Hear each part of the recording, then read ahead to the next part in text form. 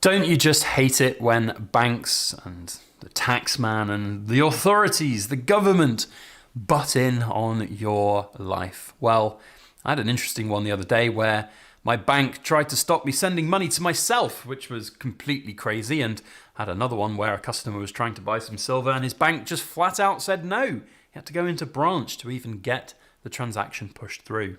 So intrusion in our financial worlds is here, it's growing, and it's not going anywhere anytime soon. Gold and silver, are they the answer?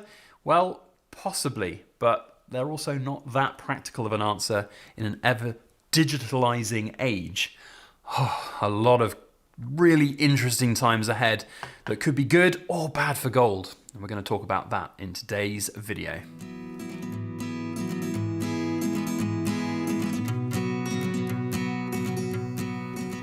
Hello everybody, Backyard Bullion here, and a very warm welcome to you all joining me for this week's Precious Metal Ramble, where we shoot the breeze about all things precious and shiny, and also a bit of banking stuff today, I'm afraid, because the topic of today's conversation is around intrusion.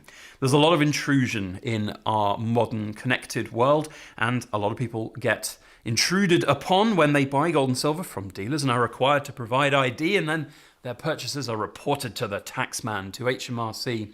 But banking intrusion is also a big thing, and it affects people's ability to buy and sell precious metals. I've done a few videos recently about sellers having issues receiving money and buyers not being able to purchase. There was another example of that this weekend with a buyer who was trying to buy some silver, and the bank just said no. He ended up having to go into branch and pushing it through, which is just a big intrusion and inconvenience. But I have a really funny and stupid story from one of my own banks that will remain nameless because they're doing everything right according to the rules, but it makes life bloody difficult for everybody else. They had some of my money. I'd opened up the account and I did a test withdrawal to make sure everything was working. And they were asking me whether I was being defrauded. They tried to stop me sending money from my own account to one of my other own accounts, which is ridiculous. And then once it was pushed through and I tried to put a bit more money into my savings account with this bank, they then started asking me for all of the information about my wealth. They wanted documents to prove my wealth. They wanted to see pay slips. They wanted to see proof of inheritances and all of these other things that you might be able to justify your wealth. At which point I said, yeah, I'm good, thanks, and I'd like to just completely close my account and not deposit any more money with you ever again. So yeah, banks suck. I'll tell that little story in a little bit more detail in this video, as well as talk about how we as stackers can maybe get outside the system. What can we do better to kind of get our intrusion levels down? And unfortunately, I think I've got a bit of bad news for you. I think those intrusion levels are here to stay and will be for the foreseeable future. If not, they're going to get even worse than they are. So what can we do? We can stack gold and silver and hope that there becomes a time when this stuff is a lot more liquid in that traditional banking sense. So lots to cover in today's video. Hit the thumbs up button, subscribe if you've not done so already. We do videos like this every week where we ask interesting and thought-provoking questions all about the world of precious metals and, of course, banking woes. Now, to the banking stories first. They're pretty succinct. I'm not going to go into a long, massive ramble about them, but one customer this weekend was trying to buy approximately £4,000 worth of silver through our buyers club, and he went onto his bank, and he'd even had gone to his bank earlier in the week to say, I will be doing a transfer of this amount to a private individual. At that point, they didn't know the private individual, but he forewarned the bank basically, and the bank just said no. And then he called them up and they tried to explain everything, but the bank was adamant that it was completely a scam and nothing that they could do to push it through. So yeah, basically that's the new rule changes. If you haven't heard of them, basically the banks are now all completely liable if you get scammed by somebody else. So they are now being ultra conservative about letting you spend your own money, and you really do have to go through every single hoop possible to get your money spent from a bank account, which sucks. Now, this customer ended up having to go into his own branch and pushing it through. I don't have a full rundown of how that went in the branch, but the money did get pushed through in the end. All I know is that it took him a long time, basically, which is, I think, a sign of the times, really. So he did finally get his order pushed through and his silver, but in terms of a fast of liquidity option, it sucks. And he was fuming. He was not happy about it. So completely understandable. So that sucks when you're buying silver and gold. And that's kind of, you're meant to be bypassing the big system problem here, where a lot of people take umbrance with it. I've never really been too worried about it because ultimately everything's tracked these days anyway. But if you buy gold and silver from a bullion dealer, then if you spend £5,000 in one go or £10,000 across a 12-month period, and actually often most dealers will take ID and information like this, even if you haven't crossed those thresholds, but those are technically the thresholds, and then they will pass that information over to HMRC, or at least they will hold that information should they be asked. I don't think they are always compelled to automatically send it, but that information is there. It's for the anti-money laundering regulations. And a lot of people don't like that because they think that, the government will know how much gold and silver I have and they're going to come and confiscate it. I'm not worried about that at all. If mass compulsory purchases of gold and silver and confiscation orders come from the government on gold, it won't happen on silver, but if it came on gold, then, you just get bought out of your gold positions and you move on with your life and you go on to new things. A lot of people take real personal umbrance with the fact that that might happen. I don't really care. They're not going to literally come and steal your gold and take nothing. You'll get a price on that day, and then that's just life, I'm afraid. What are you going to do?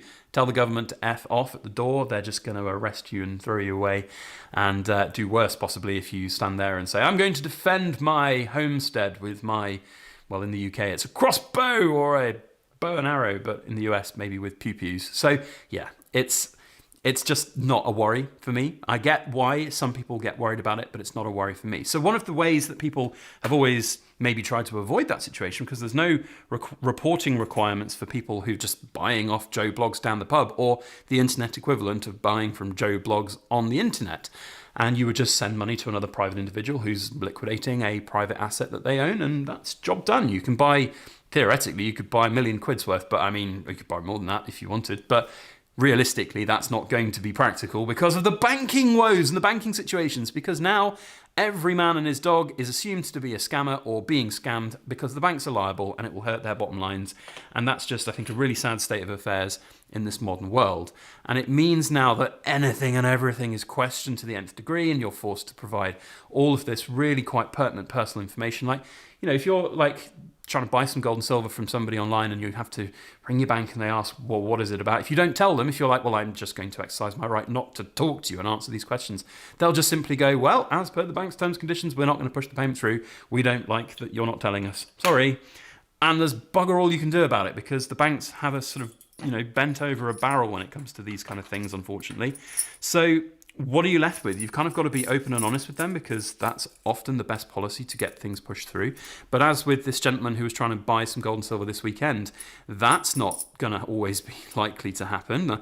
I think it's going to even get worse now. People are going to have that control and that intrusion put on them even more so than they were before.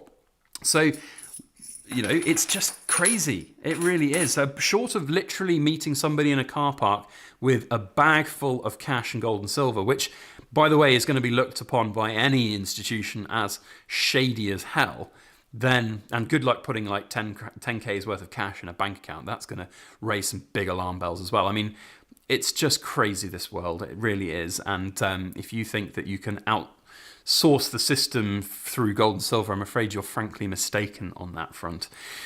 And then you get situations like mine where you're trying to send money to your own bank account, and it's like, no, sorry, we don't want to do that because that doesn't seem right. Get absolutely out of town, please, you stupid bank.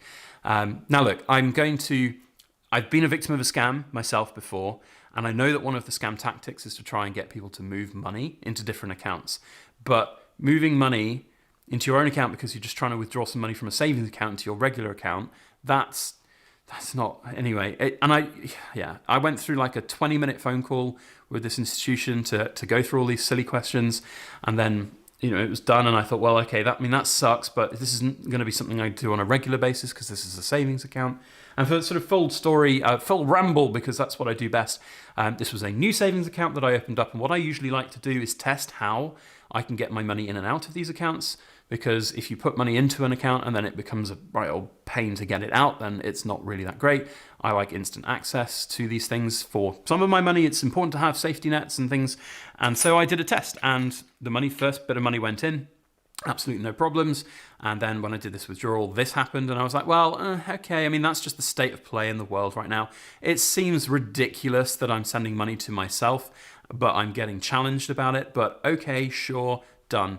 So then I was like, right, I'm going to move a little bit more of my savings over into this account. And then when I did that, the money sort of suspended in midair. It had left my bank account, and then it was sort of not arrived in the other account. And I got a little email from this bank to say, we need to do some further checks on your wealth.